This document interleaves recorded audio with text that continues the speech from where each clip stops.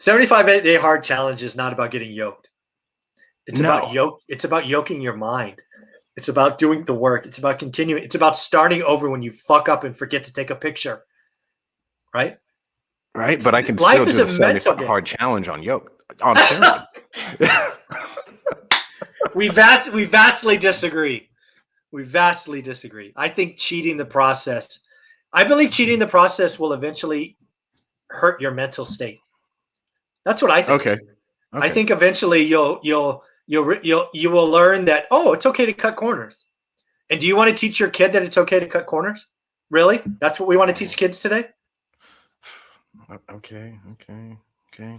I'm just asking. No, I mean, it's okay. Go ahead and cheat. Go ahead and buy your term paper online.